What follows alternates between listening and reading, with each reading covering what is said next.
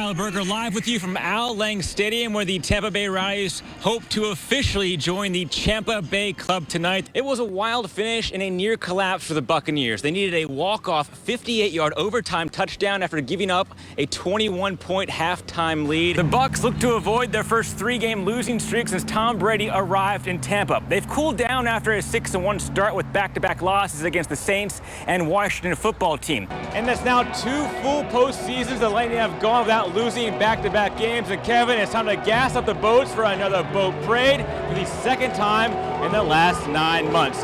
There's no better place to get a feel for the Bucs-Saints game than a visit to Fatima, a New Orleans celebrity psychic.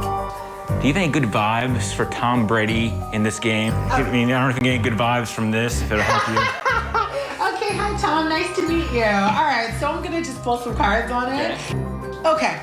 So, it's not going to be one of his worst games. The Superdome on Halloween is a spooky place. Just ask Tom Brady and the Buccaneers. The Bucs lost their sixth straight regular season game against the Saints and to their backup quarterback, Trevor Siemian. Former Bucs QB Jameis Winston, yeah, he got the start, but he didn't last long. He suffered a knee injury in the second quarter on this horse collar tackle by Devin White. Jameis left and did not return. Let's go to the third quarter. Bucs trailing 23-14. Brady goes to work. A 41-yard bomb to Mike Evans. We've seen this before. Bucs cut the deficit to 23-21. Brady threw 4 touchdowns in the game. That was number 3.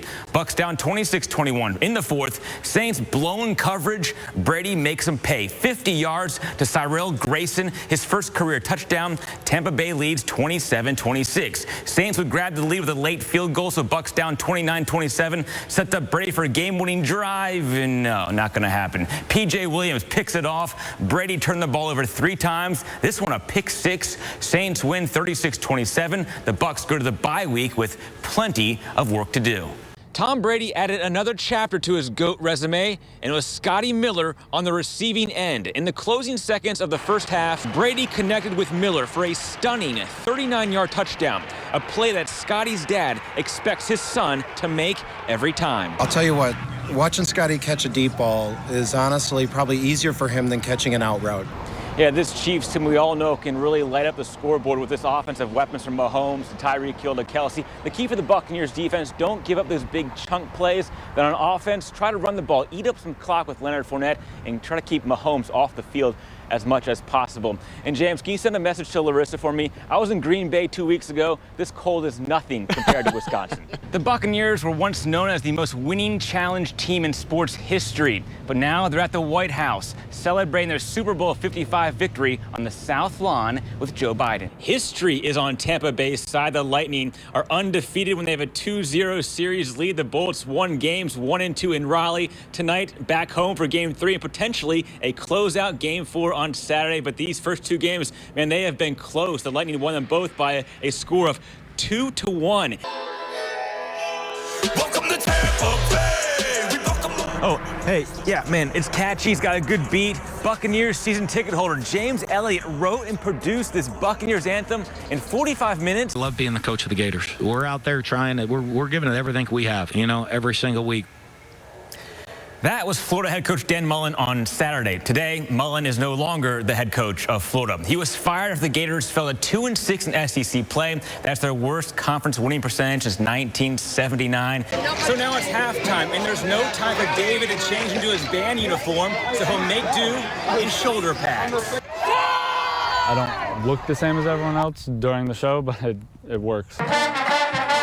This contract is the largest financial commitment to a player in the Rays' 24-year history. It's also the biggest deal in Major League history for a player with less than 1 year of big league service time. Bo shined with a bat and glove on this field in St. Pete. His big league career continues right down the road here in Dunedin, where the Blue Jays will open the regular season at their spring training site due to COVID-19 travel concerns. This is the ball that went in the hole.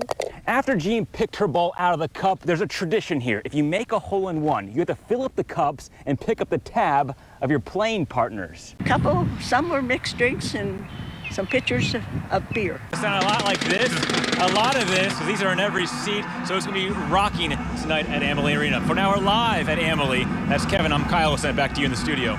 Ironically, the Lightning Championship celebration was canceled because of lightning, but Bolts fans still braved all of the elements just to get a glimpse of their back-to-back Stanley Cup champions. Whenever it comes, whoever creates it, a child's smile can brighten even the darkest days. All I wanted was to see him smile. That's it.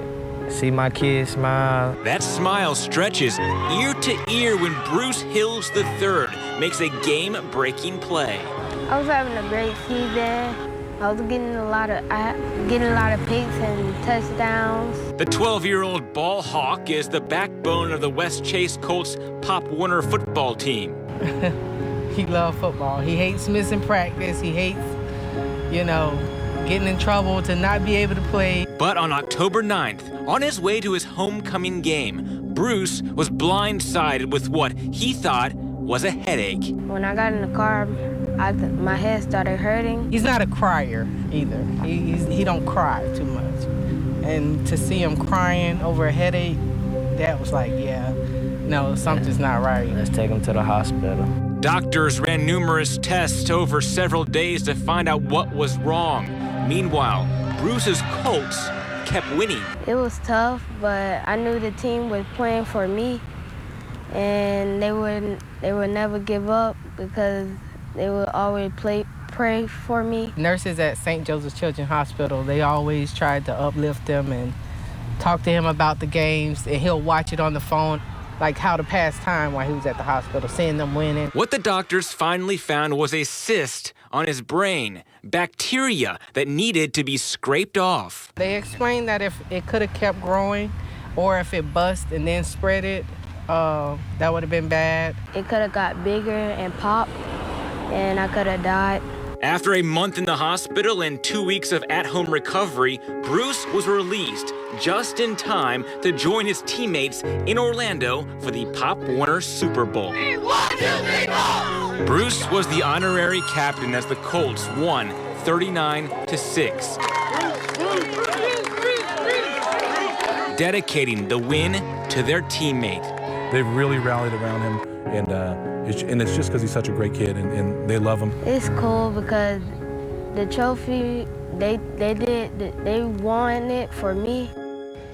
Bruce is expected to make a full recovery and join his team on the field next season to defend their title. In Tampa, Kyle Berger, ABC Action News.